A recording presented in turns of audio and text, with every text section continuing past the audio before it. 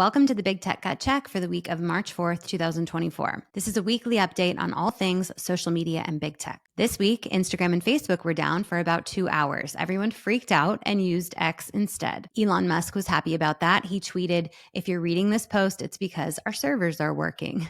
This was more of an inconvenience than actual news, but what was interesting is the very next day, LinkedIn was down. Maybe a coordinated attack, maybe someone just pushed the wrong button. Experts are saying it was likely not an attack and caused by an issue with the backend service, such as authentication. Moving on, the latest celebrity to get hit with a deepfake nude photo scandal is Wednesday actress Jenna Ortega. Images were found on Instagram, Facebook, and Facebook Messenger of an underage Jenna. The post instructed users on how they could change her outfit, but also how they could remove all of her clothes. The app used is called Perky AI, which is available in the App Store, and its marketing message says they use AI to create super realistic or fantasy-like persons.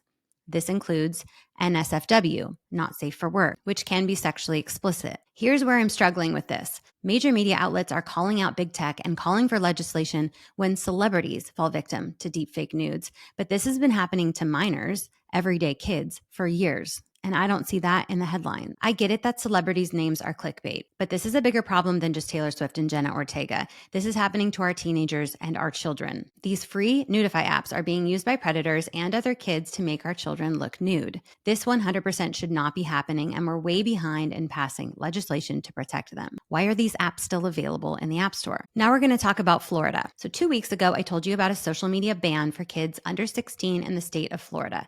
The bill passed through the House of Representatives and the Senate. All that needed to happen was a signature from Governor Ron DeSantis to make it official. He chose to veto the ban and did not sign off. So this week, the Florida House and Senate passed a revamped version of the legislation. A notable change is that parents would now have the power to allow kids to access the platforms. This was not something that was included before.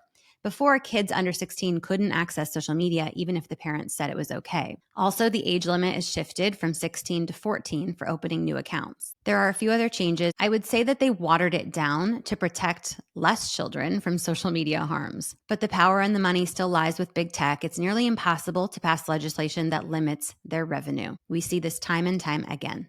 I'll keep you posted on whether Governor DeSantis decides to approve this new social media ban in Florida. On the topic of bans, let's talk about TikTok. The United States is trying to ban TikTok. Again, a new bill was introduced to ban foreign adversary-controlled applications. This would remove all apps from the U.S. app stores for companies based in China, North Korea, Russia, and Iran. The primary purpose of this bill is to target TikTok because of concerns that they collaborate with the Chinese Communist Party and pose threats to our national security. To link this back to child safety, I reported on another minor's death because of TikTok. A 14-year-old boy in the UK was at a sleepover just last week. He tried a TikTok challenge called chroming, where kids inhale fumes, and he died instantly. But TikTok claims not to serve dangerous challenges to kids. That's simply not true. How many kids have to die before they truly regulate the dangerous content that's shown to them? Suffice it to say, I'm okay with a TikTok ban in the US, no matter how unrealistic that is, because once again, the money and the power lies with big tech. Now another fun and concerning update on Snapchat. Snapchat has introduced a new feature that allows children to purchase Snap tokens. It's a type of currency only used in Snapchat.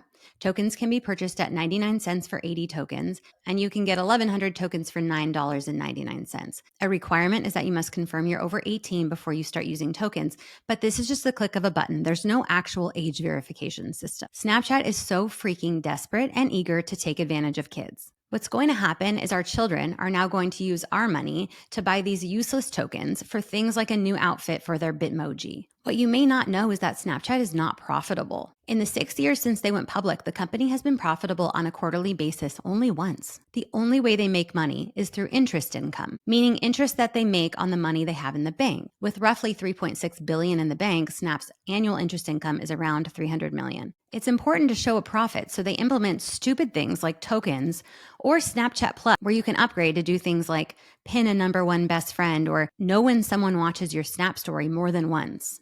Why do kids need to know that? Again, Snapchat is desperate and continues to harm our kids, one snap at a time. last update for today. More and more school districts across the US are banning smartphones. There is increasing pressure from educators to get smartphones out of the classrooms. They report that smartphones make their job a living hell and they are done being the cell phone police. Schools that have banned smartphones are reporting less bullying, more exercise, more connection, even higher test scores. Countries all over the world are following suit, like Italy, Finland, UK, Netherlands, France, China, Portugal, most of Australia. But problems are showing up when it comes to implementation. Unless the phones are collected by the front office, teachers are struggling with keeping the phones out of the kids' hands. And parents are pushing back. They want to be able to get a hold of their children, especially in the event of an emergency like a school shooting. But experts are saying that children having a phone in their hand during a school shooting puts them in more danger. This is a complicated topic, and I'm going to cover it in an in-depth episode coming soon. That's it for this week. Thank you for listening to the Big Tech Gut Check here on Scrolling to Death.